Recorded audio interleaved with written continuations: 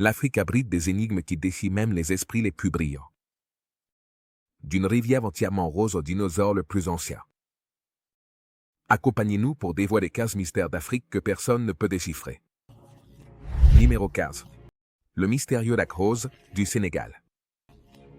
Le lac rose, également connu sous le nom de lac Rebba, est une merveille naturelle, vraiment extraordinaire et captivante. Il se trouve juste au nord-est de la capitale animée, Dakar. Ce qui distingue ce lac, c'est sa couleur rose étonnante, qui est une véritable œuvre d'art visuel en soi. Le charmant ton rosé du lac n'est pas l'œuvre de la magie, mais le résultat d'un fascinant processus naturel. Il doit sa couleur unique à de minuscules organismes appelés Dinaviella salima et à un type spécial de bactéries.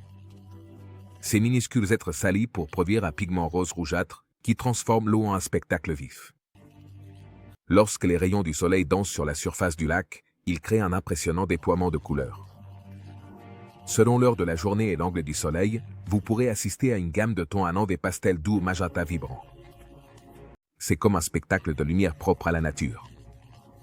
Le lac rose est plus qu'une belle vue. Il est vital pour la communauté locale. Depuis des générations, les habitants y ont récolté du sel. Lorsque le lac s'assèche pendant la saison sèche, il laisse derrière lui des cristaux de sel. Les familles les ramassent à la main. Avant de continuer avec cette vidéo, appuyez sur le bouton d'abonnement et la cloche de notification. En ce moment même, créons des monticules blancs étincelants le long de la rive. C'est un travail dur, mais essentiel. Le sel récolté est nettoyé, traité et vendu localement et mondialement, fournissant des revenus et préservant leur patrimoine culturel transmis depuis des siècles. Numéro 14. Les chroniques du crocodile du Congo. Le crocodile du Congo, qui se trouve en Afrique centrale et occidentale près de l'eau, est une créature fascinante. Ces énormes reptiles peuvent atteindre la longueur impressionnante de 4 mètres et peser plus de 1100 kg.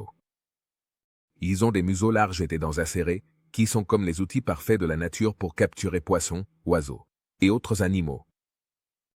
Mais ce qui les distingue, ce sont les plaques osseuses sur leur dos, qui contribuent à leur apparence distinctive. Ces crocodiles ont leur habitat dans les rivières d'eau douce, lacs et marécages. Ils sont intelligents. En ce qui concerne leurs activités, la plupart du temps, ils choisissent de sortir la nuit pour éviter la chaleur accablante. Chaleur diurne. Leurs nages nocturnes sont quelque chose de remarquable à contempler, car ce sont des nageurs habiles et peuvent rester sous l'eau pendant des périodes étonnamment longues. Ils ont les yeux, les narines et les oreilles habilement situés sur le dessus de la tête, ce qui leur permet de rester cachés tout en continuant à respirer et à surveiller de près leur environnement. Les crocodiles du Congo ont un mode furtif naturel et les femelles agissent comme des constructrices de la nature, construisant des nids près de l'eau pour pondre de 20 à 50 œufs. Le sexe des petits dépend de la température d'incubation, ce qui ajoute une intrigue à la nature. Mais il y a un problème. La perte d'habitat, la chasse et les enchevêtrements accidentels dans les engins de pêche menacent ces crocodiles. La conservation est vitale pour les protéger ainsi que leurs habitats. Nous ne pouvons pas nous permettre de perdre ces créatures incroyables ni les écosystèmes dont elles dépendent. Numéro 13. La variété étonnante des animaux de compagnie dans l'Égypte ancienne. Dans l'Égypte ancienne, les animaux de compagnie occupaient une place spéciale dans le cœur des gens. Ils étaient chéris comme des cadeaux précieux de la divinité et leur bien-être. C'était un engagement à vie. Ce qui est vraiment fascinant, c'est que lorsque ces animaux bien-aimés décédaient, ils étaient honorés avec une pratique semblable à la momification humaine. La variété des animaux de compagnie dans l'Égypte ancienne était étonnante. Les gens partageaient leur foyer non seulement avec des chiens et des chats, mais aussi avec des oiseaux, des babouins, des poissons, des gazelles, des lions, des hippopotames et même des singes. Bien qu'il existe un certain débat sur le fait que ces animaux étaient considérés comme des dieux en eux-mêmes, il ne fait aucun doute qu'ils étaient adorés de manière très similaire à nos animaux de compagnie modernes. Les chats, par exemple, occupaient une place spéciale dans le cœur des Égyptiens en raison de leur association étroite avec la déesse Bastet, symbole de la fertilité du foyer et de la domesticité. Les chiens, quant à eux, jouaient des rôles cruciaux dans la garde et la chasse, ce qui en faisait des compagnons très appréciés.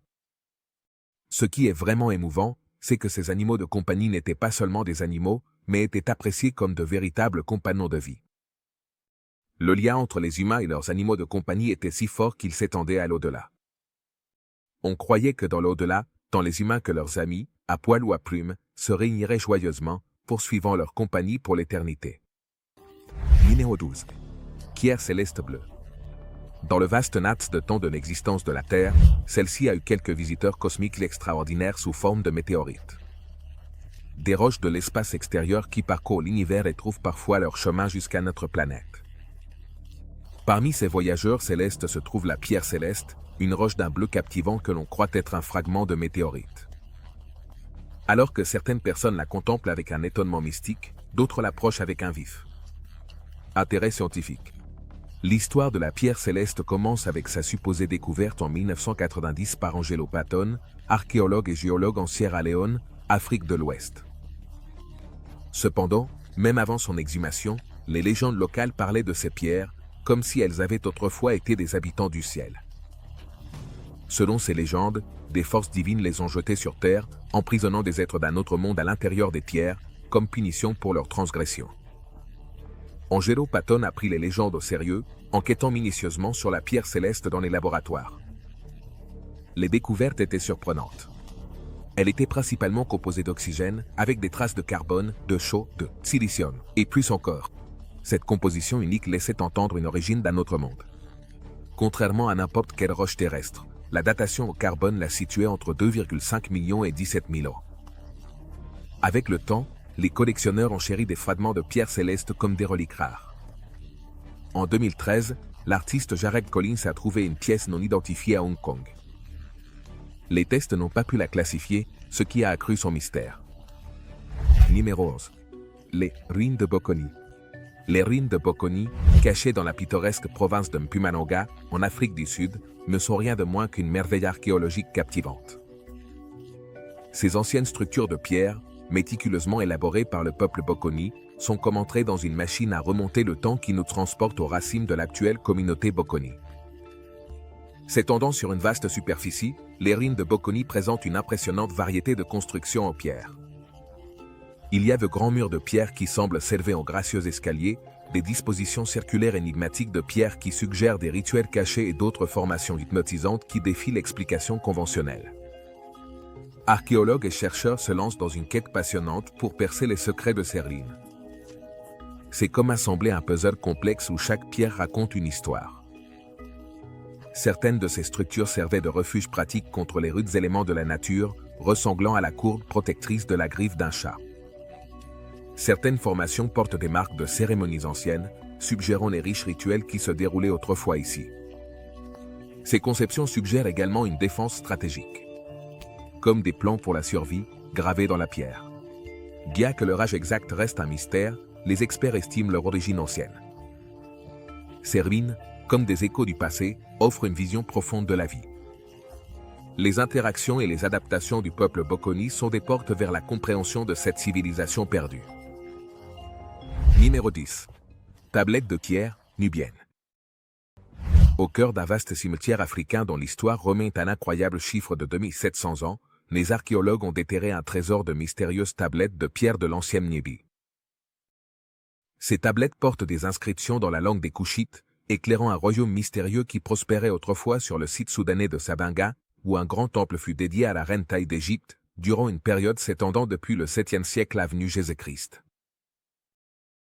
jusqu'au 4e siècle après Jésus-Christ, Sabinga a évolué pour devenir une majestueuse acropole qui servait de centre névralgique au royaume de Napata et de Méroé. Ces cultures, profondément influencées par les traditions égyptiennes, ont mélangé leurs coutumes pour créer le formidable royaume de Kouch. Les artefacts découverts ici, qui incluent des linteaux et des coussins, constituent la collection la plus étendue de textes méroïtiques jamais trouvés.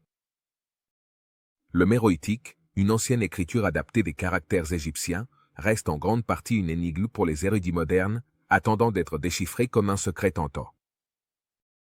Parmi ces découvertes notables se trouve le linteau d'une chapelle datant du 2e siècle avenue Jésus-Christ.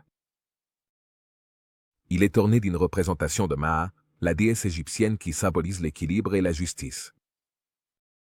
Il est à noter que Maa est représentée avec des traits clairement africains, ce qui souligne la riche interaction culturelle de cet ancien royaume. Ces textes mettent en lumière le rôle fondamental que les femmes ont joué dans la formation et l'orientation de la société de leur époque. ajoutant une autre couche d'intrigue à cette merveille archéologique numéro 9. Chambre cachée de la Grande Pyramide. Récemment, une découverte étonnante a été faite à l'intérieur des légendaires pyramides égyptiennes. Imaginez une chambre cachée pendant 4 millénaires et demi, comme une capsule temporelle attendant de révéler ses secrets. Ce mystérieux couloir, d'une longueur impressionnante de 9 mètres et de plus d'1,80 m de large, a été déterré près de l'entrée principale de l'une des célèbres pyramides de Gizeh. Cette révélation a vu le jour grâce au projet d'exploration des pyramides, généreusement soutenu par le ministère des Antiquités égyptien. Ils n'ont pas eu recours à des pelles et des pioches. Non, ils ont utilisé une technologie de pointe pour découvrir cet espace énigmatique caché sur la face nord de la pyramide de Khéops. Malgré leurs efforts, les archéologues continuent de se gratter la tête quant à la finalité de cette chambre. C'est comme une énigme en attente d'être résolue. Et la réponse semble enfermée, cachée à l'accès extérieur. Pour déchiffrer cette ancienne énigme, un trésor de techniques innovantes a été déployé. Les mesures par ultrasons et les radars à pénétration de sol ont été comme des baguettes magiques qui ont permis aux scientifiques de détecter le couloir. Ensuite, ils ont déployé des radiographies avancées et un endoscope. Pensez Y comme une minuscule caméra ayant pour mission de capturer des images de l'intérieur du couloir lui-même. Le résultat, une cascade d'images qui ont encore plus attisé la curiosité et l'excitation pour les mystères que cachent ces imposantes pyramides. C'est comme si le passé nous avait chuchoté un secret tentant et que nous étions tout ouïs, impatients de dévoiler les anciennes merveilles que renferme le cœur des grandes pyramides d'Égypte. Numéro 8. Les bassins acides du Danakil. La dépression du Danakil. Une merveille géographique pourrait facilement être confondue avec une scène d'un film de science-fiction. Souvent surnommé l'endroit le plus surnaturel de la Terre, il a gagné des surnoms sinistres comme la porte de l'enfer et la terre de la mort. Cependant, malgré ces étranges épithètes, la dépression du Danakil reste la principale attraction touristique de l'Éthiopie, située au cœur de la Corne de l'Afrique. Cette région se vante d'un paysage surréaliste, défini par une gamme vive de couleurs, où dominent les tons verts et jaunes. Ce qui distingue vraiment cet endroit, c'est son eau chaude brûlante, mélangée à des gaz dangereux de chlore et de soufre. Étant donné les conditions extrêmes, on a d'abord cru que la vie ne pouvait pas prospérer ici. Étonnamment, des recherches récentes ont démenti cette supposition. En 2017, un groupe de chercheurs a fait une découverte révolutionnaire en identifiant des bactéries dans des échantillons prélevés dans la dépression du Danakil. Ces minuscules organismes, connus sous le nom de polyextrémophiles, se sont adaptés et ont prospéré. Au milieu des hautes températures, de l'acidité extrême et des niveaux élevés de salinité de la zone. Cette révélation constitue la première preuve tangible de la capacité de résilience de la vie. Au milieu d'un environnement aussi infernal et acide, il est vraiment étonnant de comprendre que notre planète abrite des créatures capables de supporter des niveaux de salinité et des températures atteignant des 100 degrés Celsius brûlants. Numéro 7. Les artisans de l'âge de pierre. Dans l'ancienne Afrique, pendant l'âge de pierre, les gens étaient comme des maîtres artisans, créant toutes sortes d'outils à partir de roches. Pensez que c'était une époque où la créativité et l'invention étaient à leur apogée. Chaque région avait son propre ensemble spécial d'outils, un peu comme les différentes villes ont leurs saveurs uniques de glace. Mais ce qui est fascinant, c'est que certains de ces outils en Afrique ressemblaient beaucoup à ceux utilisés en Europe. Pourquoi? Eh bien, parce que le climat changeait, et le nord de l'Afrique, que nous considérons maintenant comme un désert sablonneux, avait autrefois plus d'eau. Les gens là-bas fabriquaient des haches à main et des outils en éclats. Pendant ce temps, en Afrique de l'Est, ils ont commencé avec quelque chose appelé outils de galets. C'était comme les premiers croquis d'outils, mais ensuite ils sont devenus créatifs et ont créé l'industrie ancienne, qui comprenait des haches à main et des outils plus avancés. Dans le sud de l'Afrique, ils ont commencé avec de simples outils de galets similaires à ceux de l'Est. Puis ils ont progressé vers des haches à main plus complexes et ont finalement développé des ensembles d'outils polyvalents, comme un couteau suisse d'un âge de pierre. Plus tard, au Mésolithique, ils ont créé des pièces de pierre plus petites, appelées microlithes, et se sont même lancés dans la fabrication de céramique. L'âge de pierre s'est terminé avec le Néolithique, marquée par l'élevage d'animaux, les outils en pierre polie et la culture de récolte, posant les bases pour des civilisations avancées, parmi lesquelles l'Égypte, vers l'an 3000 avenue Jésus-Christ. Ensuite est venu l'âge du fer, un grand saut des outils et armes en pierre à ceux en fer dans toute l'Afrique. Numéro 6. Le cercle de pierre au Maroc. Le cercle de pierre du Maroc. Près de cette Huira se trouve un monument véritablement ancien qui a captivé l'imagination de beaucoup. Il est composé d'énormes roches, soigneusement disposées en un cercle parfait. Ce qui est vraiment fascinant, c'est que, malgré son ancienneté et sa proéminence, nous ne savons toujours pas avec certitude qui étaient ses créateurs et quel était son but. Certains experts estiment qu'il a entre 5 et 7 000 ans, ce qui est stupéfiant. Alors que nous réfléchissons à ce cercle énigmatique, nous ne pouvons pas nous empêcher de nous interroger sur les personnes qui l'ont créé. Ils ont dû lui accorder une grande importance, possiblement pour des raisons culturelles ou spirituelles. Le mystère entourant son origine ne fait qu'approfondir notre intrigue. Ce cercle titille notre curiosité historique, nous amenant à contempler les événements qui ont pu se dérouler dans son étreinte de pierre il y a longtemps. Pourrait-il avoir été le lieu de cérémonies élaborées ou de réunions de grande importance? Nous ne pouvons que spéculer. Bien que nous manquions de réponses définitives, le cercle de pierre d'Essaouira nous offre une vision tentante d'une époque révolue. C'est comme un captivant puzzle du passé que nous sommes impatients de résoudre.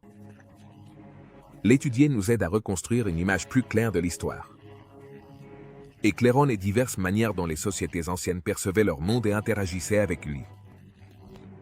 Numéro 5. Une ancienne merveille de 5000 ans. Le site du Killié Nord de Rottingham, au Kenya, n'est pas un monticule ordinaire. C'est un ancien lieu de repos qui s'est maintenu debout pendant environ un incroyable 5000 ans.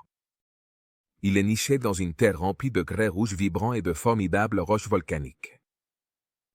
Mais ce qui le rend vraiment unique, c'est sa forme. Imaginez un cercle d'énormes rochers entourant un centre sacré orné de piliers. Ce lieu n'est pas un cimetière quelconque, mais un cimetière méticuleusement planifié. Pendant des siècles, les bergers nomades de l'Antiquité, génération après génération, ont choisi cet endroit pour enterrer leur chair d'écha. Voici ce qui est vraiment intéressant. Bien qu'une petite partie seulement de ce trésor historique ait été fouillée, par respect pour sa signification ancienne, elle nous a fourni quelques artefacts étonnants. Pensez à la céramique, aux bijoux éblouissants et à un trésor d'autres reliques de cette époque. Ces artefacts offrent un aperçu du passé qui révèle les vies et les cultures de nos ancêtres. Ce qui est vraiment étonnant, c'est comment cela défie nos idées sur les sociétés anciennes. Normalement, les grandes structures impliquent des hiérarchies sociales où les riches sont les plus avantagés. Mais dans le nord de l'Otagan, c'est différent. Ici, les artefacts précieux étaient répartis équitablement entre les personnes de tous âges et sexes. Cela suggère que la société berrière s'est entièrement valorisée davantage l'égalité et l'unité que la hiérarchie. C'est comme un morceau de l'ancienne Itoki ici même sur Terre. Numéro 4. La forêt de pierre de Madagascar. La forêt de pierre de Madagascar est un site exceptionnellement remarquable qui ressemble à une forêt faite de pierre. Elle se trouve dans le parc national de Singui de Baimaraja. Ce paysage impressionnant a été façonné au cours de millions d'années par l'érosion graduelle du calcaire. Le terme Singui, qui signifie un endroit où l'on ne peut pas marcher pieds nus dans la langue locale malgache, décrit avec justesse le terrain escarpé de cette zone. Les formations rocheuses, dont certaines s'élèvent à plus de 30 mètres, présentent des bords tranchants et des surfaces escarpées, résultat de la dissolution graduelle du calcaire par l'eau de pluie. De plus, cette incroyable forêt de pierre abrite une grande variété de flore et de faune. Les plantes adaptées aux conditions extrêmes de cet environnement difficile s'accrochent aux rochers, créant un paysage unique.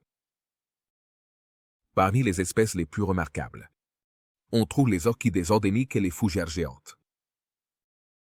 Les visiteurs peuvent profiter de la beauté naturelle tout en explorant les sentiers qui serpentent à travers la forêt. L'importance géologique de la forêt de pierre de Madagascar est également remarquable. Les scientifiques ont découvert des fossiles et des preuves d'anciens écosystèmes qui offrent une vision fascinante de l'histoire de la Terre. Les études continuent de révéler de nouvelles découvertes et de contribuer à la connaissance scientifique. Au-delà de ces merveilles géologiques, la forêt de pierre abrite également diverses formes de vie. Les lémuriens, caméléons et espèces végétales uniques se sont adaptés avec succès à cet environnement difficile. Numéro 3. Niazoru, le dinosaure le plus ancien d'Afrique. Les restes de dinosaures les plus anciens découverts en Afrique datent de plus de 200 millions d'années et remontent au début de la période jurassique. Ces fossiles exceptionnels, qui ont été déterrés dans la formation Atangian, Aged, Lower, Elliott, dans le sud de l'Afrique, nous offrent une fascinante vision de l'histoire des dinosaures sur le continent africain. Parmi les fossiles découverts, le Niazoru parintoni se distingue, considéré comme l'un des premiers dinosaures connus du continent. Ce dinosaure, bipède, de taille relativement petite, mesurait environ entre 2 et 3 mètres de longueur, ce qui nous aide à mieux comprendre la diversité et l'évolution des dinosaures en Afrique à cette époque. Des restes fossilisés de ces pattes, hanches et colonnes vertébrales ont été identifiés. Les scientifiques estiment que ce dinosaure a habité la Terre il y a environ 245 millions d'années. Cet environnement se caractérisait par un écosystème unique et des conditions géologiques différentes, ce qui fournit un contexte fascinant pour comprendre la vie à cette période. En se trouvant parmi les dinosaures les plus anciens, comme le Niazoru, cette découverte aide également les chercheurs à comprendre les phases initiales de la diversification des dinosaures et les facteurs qui ont influencé leurs trajectoires évolutives. Ces fossiles offrent des indices précieux non seulement sur leur anatomie, comportement et environnement, mais aussi sur l'interaction des dinosaures avec leur écosystème et les adaptations qu'ils ont développées au fil du temps. Numéro 2. Les cercles de pierre de Wazu. Les cercles de pierre de Wazu, situés en Gambie, sont d'une importance capitale du point de vue archéologique et historique. Ces impressionnants cercles, situés dans le pittoresque village de Wazu, le long de la rive nord du majestueux fleuve Gambie, sont des témoins vivants des réalisations des civilisations qui ont existé dans le passé. Ces cercles sont composés de gigantesques pierres monolithiques, disposées méticuleusement en motifs circulaires, ce qui leur confère une apparence fascinante et mystérieuse. Ces cercles, qui varient en taille et en diamètre, ont été construits sur plusieurs siècles, allant de l'an 500 avenue Jésus-Christ jusqu'à l'an 1000 après Jésus-Christ, ce qui démontre la dédication et l'habileté de ceux qui les ont érigés. Le but exact de la création de ces cercles reste un sujet de débat et de spéculation parmi les experts.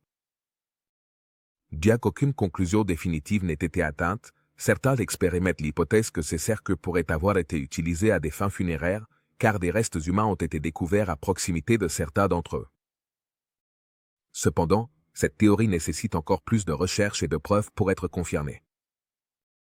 D'autres suggèrent que ces structures pourraient avoir été employées dans des rituels ou des cérémonies religieuses, possiblement liées à la vénération des ancêtres ou la quête de la compréhension cosmique.